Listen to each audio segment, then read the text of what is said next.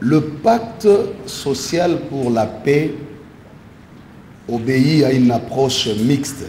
Cette approche est à la fois interne et internationale. En ce qui concerne les aspects internes, le pacte vise la construction du consensus national autour des valeurs ontologiques des Bumuntu et qui ont fait preuve dans l'histoire de notre pays en ce qui concerne la résolution des conflits politiques ou militaires et même des conflits ethniques ou communautaires. Donc aujourd'hui, nous avons une bonne expérience à puiser à partir de cette approche des Bumuntu qui passe éventuellement par la discussion ou alors par le dialogue, parce que le concept de dialogue devient un peu pollué à un moment au niveau de l'imaginaire collectif. Donc retenons ensemble que notre démarche en ce qui concerne ces projets ou cette initiative vise principalement à construire un consensus national. Et ce consensus national a pour objectif, c'est de voir dans quelle mesure nous pouvons régler tous les problèmes que nous connaissons aujourd'hui, mais dont les origines ou les causes remontent de très longtemps.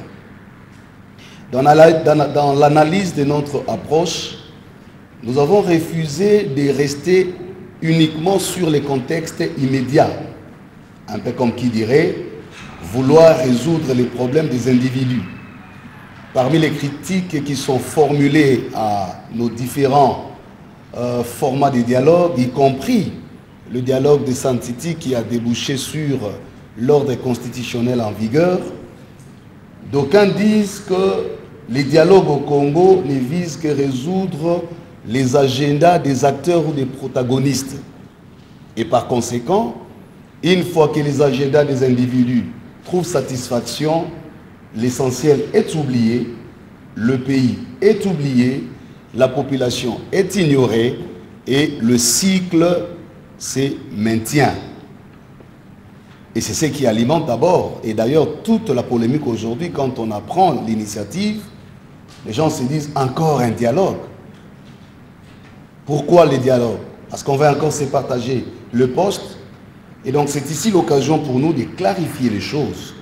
Que l'approche que nous mettons en place, cette initiative, ne vise pas le dialogue comme on en a l'habitude. On va réunir les acteurs, on ne réfléchit pas sur le fond des questions, on prend les agendas, les mémos et puis on s'arrête. Nous nous sommes dit, mais tiens, le père spirituel, en analysant la situation et de par l'ancrage historique de nos églises, se sont dit, il y a des faits qui se répètent parce qu'on n'a jamais eu le temps de faire un arrêt philosophique, un arrêt intellectuel pour analyser profondément les causes de ces conflits et proposer des solutions idoines.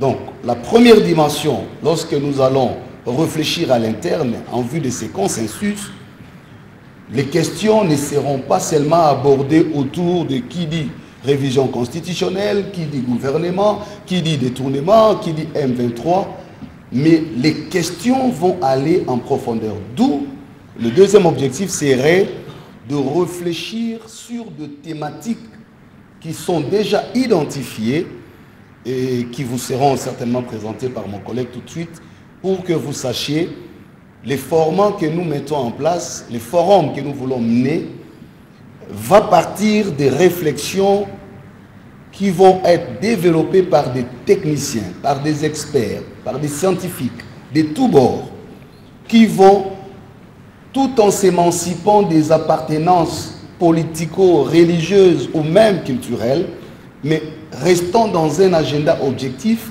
que nous continuons à rêver comme étant l'idéal du vivre ensemble au Congo, et ils vont réfléchir, ils vont analyser profondément et à l'issue desquelles réflexions découleront certainement des propositions. Donc ça, c'est un élément important et le point de départ. Et le troisième objectif que nous visons ici, c'est éduquer la population. Aujourd'hui, notre Notre corps social est fragilisé et même le spectre du tribalisme aujourd'hui a pris beaucoup d'ampleur. Nous avons des frustrations, nous avons des conflits ethniques, des conflits communautaires, nous avons des conflits politiques et maintenant nous vivons des conflits militaires ou des conflits armés. Et donc, le travail ici vise aussi la dimension de la durabilité. Il ne suffit pas seulement de résoudre les problèmes de ceux qui sont aujourd'hui belligérants ou des conflits que nous vivons, mais nous voulons poser ce qu'on appelle les mythes fondateurs de notre nation. Quelles sont les valeurs qui justifient notre raison d'exister en tant que peuple? Quel est notre rêve idéal pour devenir une grande nation? Sur base de quels fondements nous reposons notre héritage en tant que nation et en tant que peuple? Voilà une vaste campagne d'éducation civique qui va être lancée dans un horizon au-delà de ce que nous parlons aujourd'hui en tant que crise pour donner un caractère durable à cette paix.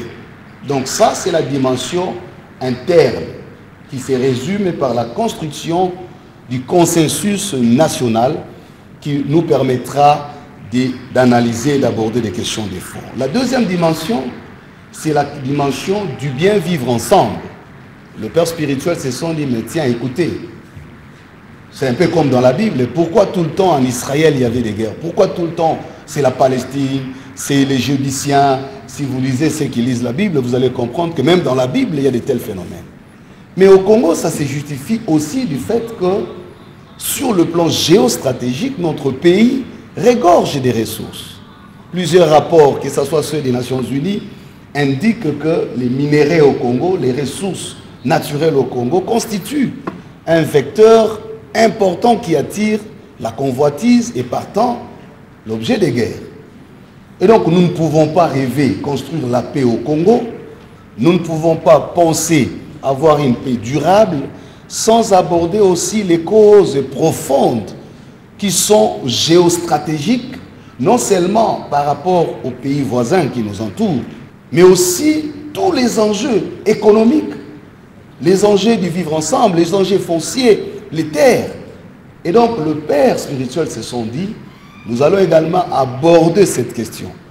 Je voudrais ici insister pour dire que cette approche n'est pas restreinte à la question du Rwanda en tant que pays. Parce que le Rwanda n'est pas le seul pays et le président Kagame n'est pas le seul acteur. C'est vrai qu'aujourd'hui, et malheureusement, avec l'évolution de l'escalade verbale, la tension qu'il y a eu, nous sommes arrivés à une phase où il y a vraiment animosité entre peut-être nos peuples, rwandais et congolais, entre nos dirigeants. Mais nous, nous transcendons toutes ces réalités pour dire, en tant qu'Église, nous devons arriver à créer ces vivre ensemble. Et ce qui n'est pas impossible. Pourquoi? Il y a des exemples. L'Europe est le continent, pour certains auteurs, les plus sauvages de l'histoire, qui a traversé et connu les 2 guerres mondiales. Mais aujourd'hui, nous voyons l'Europe vivre dans la dimension qu'on appelle Union européenne, Schengen. Ce sont des exemples que je donne. En Amérique, on a connu aussi les mêmes situations. Mais pourquoi d'autres continents sont arrivés à dépasser ces réalités et à construire un vivre ensemble? Ça, c'est un.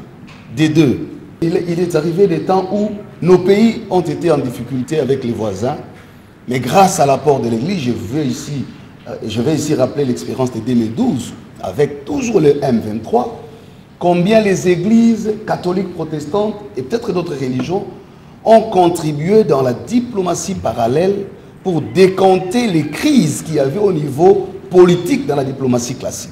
Voilà pourquoi j'ai fini ici pour dire l'objectif qui est au niveau régional, c'est que nous allons aussi nous intéresser à tous ces acteurs impliqués directement ou indirectement dans cette crise, mais aussi des personnes ressources qui peuvent jouer un rôle important dans la transformation des conflits en opportunités du vivre ensemble.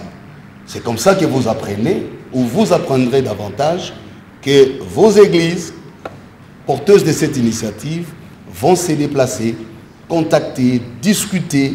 Ce n'est pas pour aller vendre le pays, mais discuter pour trouver des voies et moyens, d'abord d'analyser ensemble les causes profondes de ces crises, proposer des voies de sortie et reconstruire le vivre ensemble.